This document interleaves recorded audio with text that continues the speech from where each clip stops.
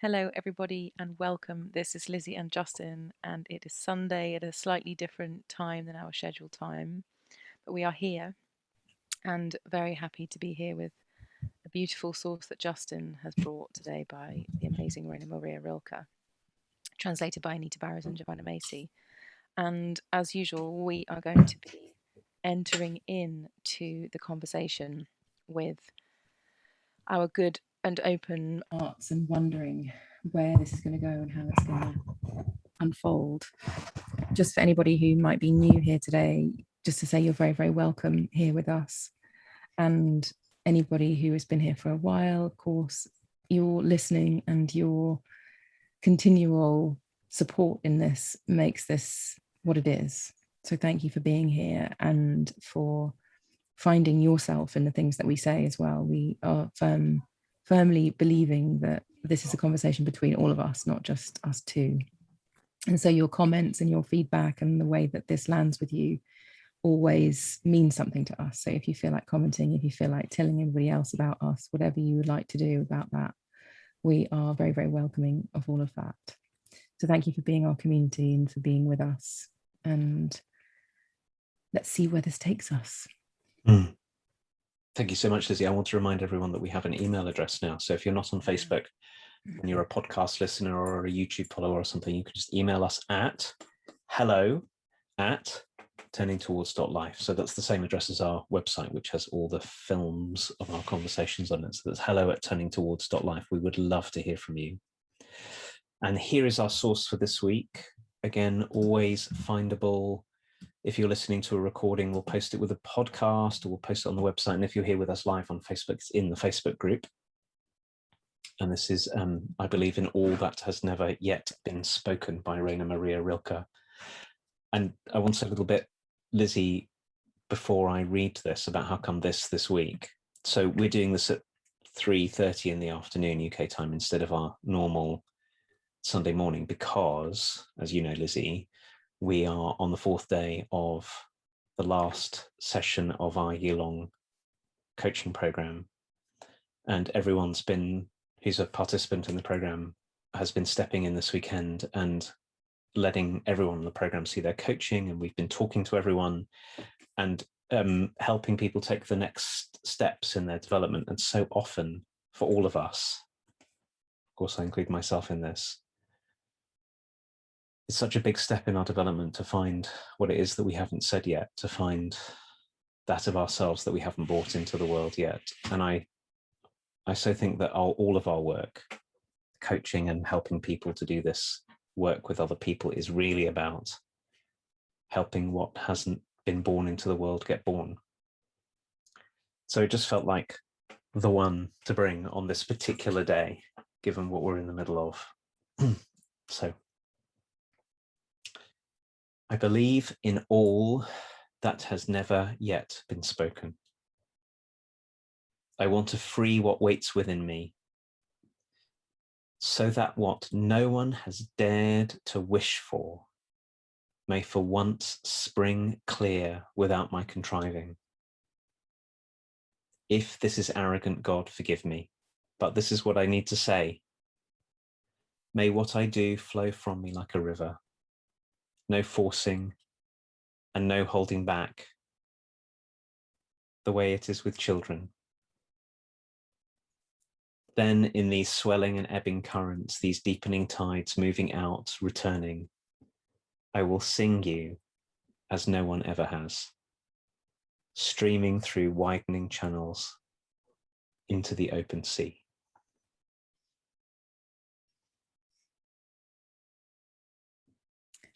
I believe in all that has never yet been spoken. I want to free what waits within me, so that what no one has dared to wish for may for once spring clear without my contriving. If this is arrogant, God, forgive me, but this is what I need to say. May what I do flow from me like a river, no forcing and no holding back, the way it is with children. Then in these swelling and ebbing currents, these deepening tides moving out, returning, I will sing you as no one ever has, streaming through widening channels into the open sea. Oh my goodness, Lizzie, hearing you read this and reading it myself. So I've read this poem a lot of times because it's been sort of waiting in the wings. It's so different to read it, and it's so different to read it today and then to hear it from you. And what happened for me in reading it is that when I got to the line, the way it is with children, I could feel a great upwelling of longing and grief coming up.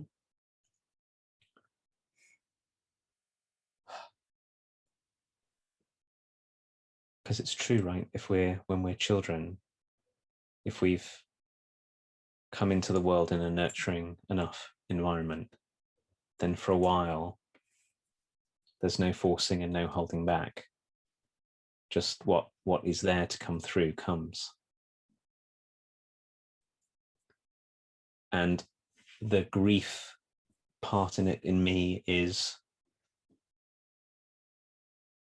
all the ways that I learned not to do that, not because of any malice on anyone's part, but because of the necessary and really ordinary process of getting socialized. Like, we don't do this here and we don't do this here, and here's how to be polite, and here's how to fit in, and here's how not to get thrown out, and here's how not to get shamed, and here's how not to get bullied, and here's how not to have people think you're strange, and here's all of that. You know, there's so much, as I'm talking with you about it and reading the poem, it's putting me back into contact with how much there is in us. There's so much in us.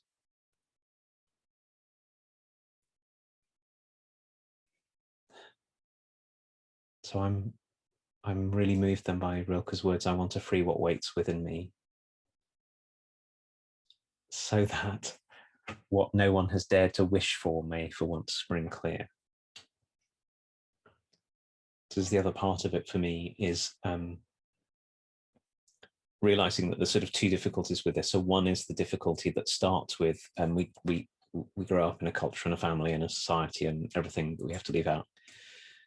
But the other part of it is that even if we work with that, sometimes what's so difficult about it is our demand that we know ourselves, like I am this kind of person or that kind of person.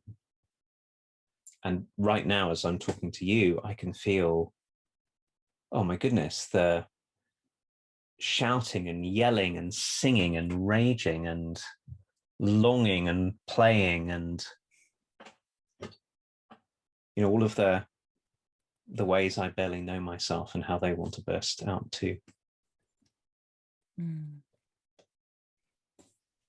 Gosh, as you're speaking this, I'm getting this kind of overwhelming remembering or some kind of understanding of all the undoing that has to happen. For like, so this poem calls me in my undoneness. Like to think that there has anything that hasn't yet been spoken and that I could believe in that. Just that sentence is an invitation that in order for me to entertain it, I feel like undoing has to happen just in that sentence in me. So all of the things that you were talking about that happen in our socialization, the work to free ourselves up from, and also keep the parts that are useful, but free ourselves up from whatever the thing that really hit me, Justin, when you were speaking, is this is how you do things so people don't think you're weird. You know, like that part of it was, you know, there's some things that are to do with, I mean, it's all to do with safety in a way, isn't it? But there are some things to do with like not your body not being run over or something. But there are other things to do with the kind of social safety and kind of safety that has been passed through our lineage about weirdness or about what's normal or what we should be like or something. And that stuff is so hard to unpick, and it's so necessary in order for us to respond to a call that isn't obvious, you know, to think of what hasn't ever yet been spoken. Like, it's a huge big possibility, like it's a huge big open space of unknownness, unknowingness. And to even entertain that that even exists takes such a lot of undoing, because we've been in the pursuit of certainty for so long. And this is painting an uncertain realm that is alive and real, and that we can feel in the reading of it. Like we can, our yearning kind of goes, oh yes, I can find myself in here. But to find myself in the belief in all that has never yet been spoken, in the possibility of the world, in the what hasn't happened yetness, to believe in that, it's like I have to shed so many things that are kind of, last week we were talking about the baked earthness of ourselves, like the bits that are kind of hardened, that are kind of calcified, that they are hard to get through. They're not permeable yet. I can feel how much of that impermeability needs addressing in order for us to really let ourselves into this realm of the never yet been spokenness. And how all those things that you were talking about there, we have to examine those things. And just because we were given them doesn't mean they were what served us best. Of course, most probably the intention of the people who were serving us with those boundaries and those things and those ways of thinking were trying to protect us, trying to save us, trying to do all of the good intentioned things. And yet there is a point at which we have to see and examine what needs to be let go of, and what we need to be beyond, so that we can live into this possibility that we could live in a way where there was no forcing and no holding back. And we could dance like we mean it, rather than I'm dancing because of what you might think of me, or to impress you, or to look good, but that I'm dancing as a truthful expression of this piece of life moving through the world.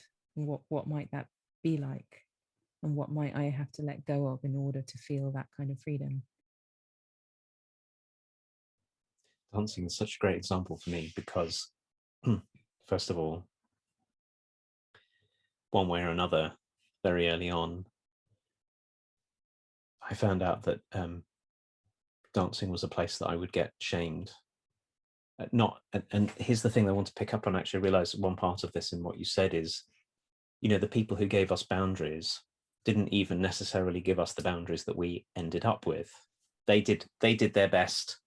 Very often they did their best to respond to whatever circumstance. And then we, because we really naturally have all of these parts of us that go, keep safe, stay in, don't get rejected, all of those, we invent our own protective, some really sophisticated protective ways. So nobody ever said to me, don't dance. In fact, mostly people said to me, why aren't you dancing? But one way or another, I have lots and lots of parts of me that got really wary about this, and it took me a really long time to be able to dance again. And I notice how often when I'm dancing, there's a part of me that's trying very hard to be the one who can dance without being self-conscious about dancing. Which is so different to what Rilke's asking us to do, inviting that what I might do might flow from me like a river, no forcing and holding back. There's a part of me watching how I'm doing with the project of being someone who's not self-conscious. It's so hard. It's so hard. And I really want to sort of acknowledge the hardness, like the longing that we have, and how contorted our inner, as well as sort of the social surround we're in, but our inner machinations get about, is this okay and isn't this okay, and trying to work out the okayness or not. So I love your language of sort of being permeable. And I'm also finding out in myself, one of the things I've been finding out really recently is that the parts of me that are super protective actually are pretty tired of being protective. So if I don't try to override them, if I don't try to force them out of the way, but if I address them with dignity and wonder with those parts of me, what are you up to? What are you trying to protect me from? And what do you really want to do? Like, if you didn't have to protect me from feeling ashamed when dancing or singing or talking or writing or moving or, you know, whatever, what would you be up to? And most often what I find out is that those parts of me just really long to play in exactly the way that, I think that's why it's so moving for me, in exactly the way when Rilke says the way it is with children, that's actually really what's longed for. It's the deep, deep longing is to, I think that life has in us and through us is to express itself. And it's the deep longing of all of the parts of us that got exiled and all of the parts of us that try and keep us safe. I suppose, Lizzie, particularly in the context of this weekend and what we're up to, I'm reminded again of that we don't have to do this on our own, that one of the things we can be for one another is, you know, to be for you the person who really genuinely does everything I can to take a stand for believing in all that has never yet been spoken, which means me doing my work, not to have you have to be a particular way, like all the ways I know you and all the ways in which parts of me think I love you because you do X, Y, or Z, or you like A, B, or C, to drop down into a much, much deeper kind of welcome and love for you and the life that you are. And then, of course, in order to do that for you, I also have to be really, really kind to all the parts of me that get ashamed when you step out because they're reminded of my difficulties with stepping out. You know, all of this, we have to work with all of this, but what it is to be that for one another, to say, I believe, Lizzie, in all that has never yet been spoken through you. I believe in so much more of you than either of us know now. It's why I feel very committed to coaching, at least the way that we are thinking of it, because it's that stand for another human. But I think it's a stand that we can bring to other humans everywhere in our life if we choose to. Yeah.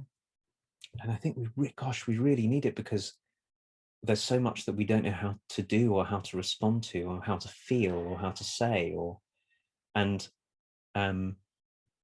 just like Rilke says, what if we are the ones who are committed to everyone around us singing as no one ever has, streaming through widening channels into the open sea?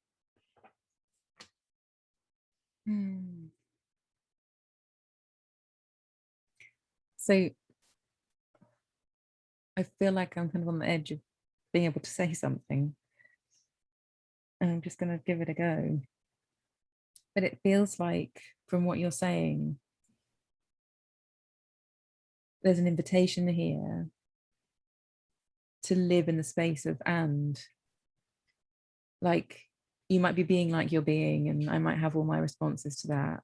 And, you know, ordinary humanness will exist between us, of conflict and judgment and all the things. But my sense is that this poem is an invitation to, like, that's all there and it will be there, and we can be with that. But it doesn't mean that that's where everything stops. There's a place that doesn't need any of that to go anywhere, but that can exist as a possibility alongside everything else, which is that you might say, well, this is just how I am. And that might be your truth. And for me to see something bigger than just your small definition of who you think you are and what's possible for you, for me to hold that for myself and for you, at least the space is held as a possibility rather than it just not being. So it's not like we would be trying to change somebody, but that we would be envisioning something larger, a bigger space than is currently perceived by maybe even you and I, just in our ordinary day-to-dayness.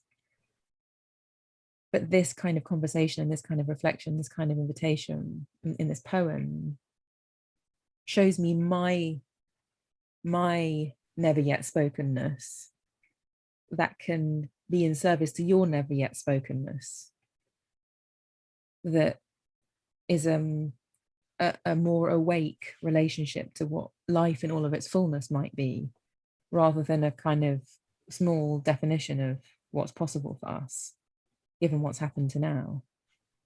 So when we're with people, you know, like in our space today, Justin, and in our coaching program, for us to be in support of holding a different possibility than someone can see for themselves, and then inviting inquiry and reflection and practices and wonderings and poetry and reading and learning things.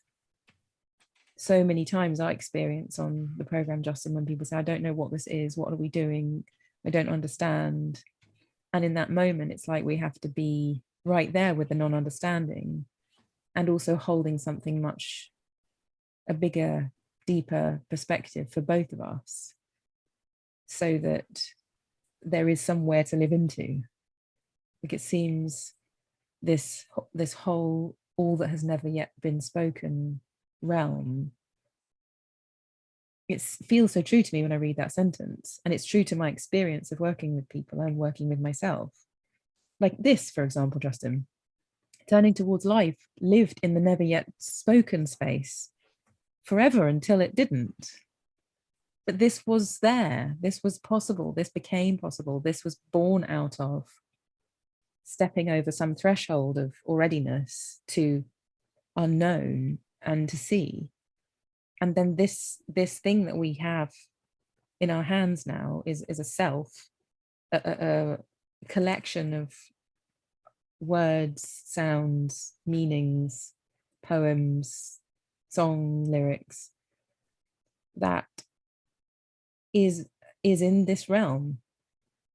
We stepped into something that was unknown, and we are still seeing what gets born out of it. And so if we didn't have a kind of sense of what might have been possible, we would have not done it. We would have stayed in the whatever the circle we were in of what we thought was possible and what we thought we could do. And then we started doing this, and then we realized there was a whole world of possibility, and that we could keep doing it, and that there would be a never-ending list of sources we could bring. So far, never ending, although I repeated a couple, didn't I, because my brain's a bit addled. But, you know, broadly never-ending different things each week, and that we get to free what waits within us in this conversation. So I think this is also kind of a testament to the never yet spokenness as well, which is so comforting to me, that there's something that's real that exists like this, that I have or like a proper example in me now, because it could sound like mystical or something, and yes, it is mystical, and it's also really average and normal and grounding and everyday. So that, everything you said is really important, but that you just said really sort of opened something in me, because why I think we long for what Rilke writes about is because it's the heritage of being a human, is that we are these beings that are radically open. Like, there's so many ways to live, and so many ways to feel, and so many ways to see, and so many ways to think, and so many ways to relate. And so we're open to possibility all the time. It's one of the, and that's what life is as well. I mean, life is unfolding all the time into new forms and new possibilities, finding a way wherever it can. And I think that we're just life. We're a particular form, and a form of life that, because we can be in relationships, and because we feel, and because we have language, and because we have longing, and because the space of possibilities for us is different to other living things. And so it's a very joyful feeling to feel that. And also right now, Lizzie, to feel how this conversation and this practice that we have, so this is a practice of making stuff up, or of finding out, or of discovering, or of living things through. It's so useful to have practices like that, whether it's improvising or writing or painting or dancing, and it's so good to have other people. So I think I wouldn't be sitting here having anything like this conversation if I was trying to do it on my own, for example. It wouldn't make any sense. It could never happen, not in this way. But it also makes me wonder about the And it's also human to want to belong, and it's also human to not be shamed, and it's also human to want to feel safe, and it's also human to want to not enter into realms where we don't know how things are going to turn out. Like, there's that of us which really wants to know how things are going to turn out, and wants to plan and everything. And I suppose for me, that's the and that you're talking about, is I suppose there's a version of this that is like the mystical transformation. You know, one day I'm going to sort of wake up and I'm going to open a door in myself, and I'll find out that I'm a completely other person to the person I am, and I'll set off on some new path. But I think the and is like living inside the and, or including the and, feels so much more dignified, which is everything I've been in my life so far, and all the commitments that I'm in the middle of, as long as they remain important to me. They are my commitments. They are what I care about. There are people I care about, and projects I care about, and a home that I care about, and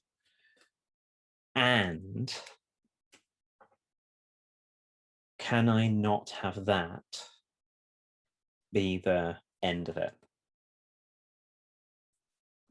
Yeah. So honoring those and unfolding into the, gosh, you know, it's so, I just feel so filled with so much whenever I turn and look at Rilke's words. May what I do flow from me like a river. Like, what a joy and a relief and a release, and to not be forcing and not be holding back the way it is with children. And as we've said before, there are the dishes to be washed and the bills to be paid and people I love. And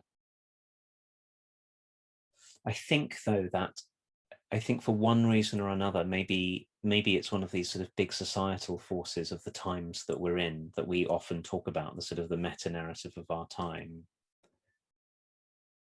that we live in narratives of the best thing to do is to learn to fit in. And the best thing to do is to long for this, but to imagine that it will happen one day somewhere, rather than as a sort of process of living into it. Yeah.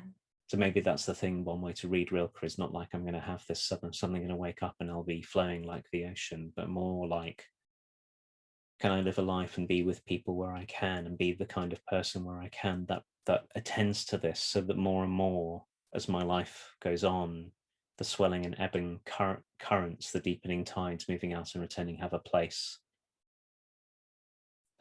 in my life alongside what might otherwise dominate, which is, in a sense, making ourselves much too small in order to fit into the story of our time. Oh gosh, Justin, as you were talking, I just had this really big connection back into being told that I just made everything up.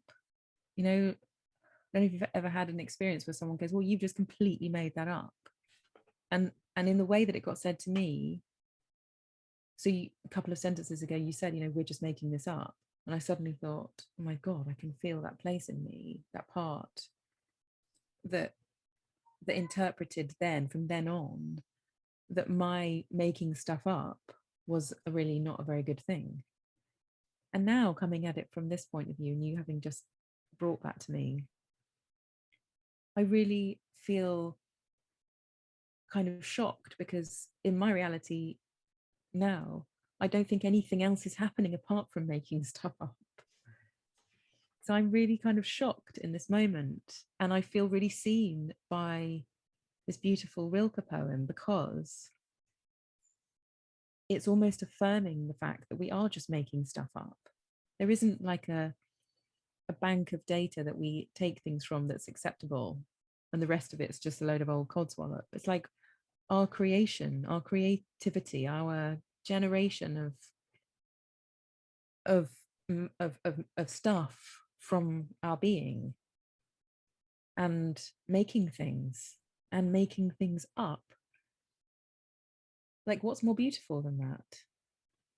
What's more beautiful than an incredible story that got made up? What's more beautiful than a piece of art that got made up, of a conversation that got made up, of a piece of clothing that got made up, of a hairdo that got made up? It's like, it's all made up.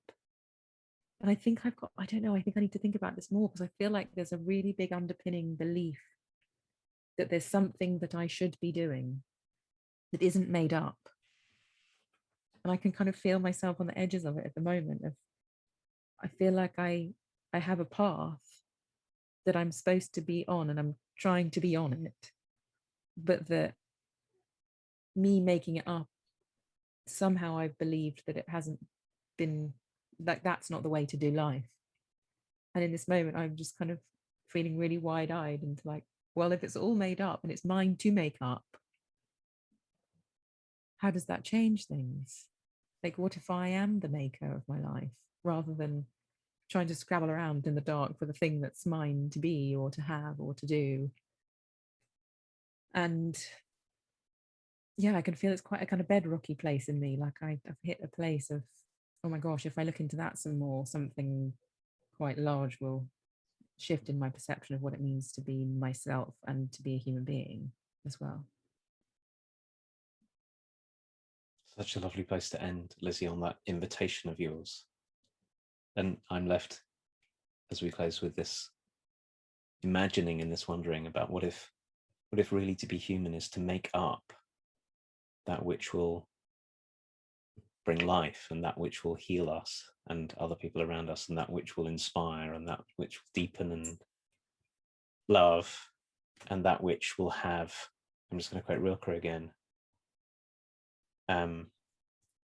allows us to sing life as no one ever has. Yeah. That's what we're here to do. Really that includes everything, of course, Mm.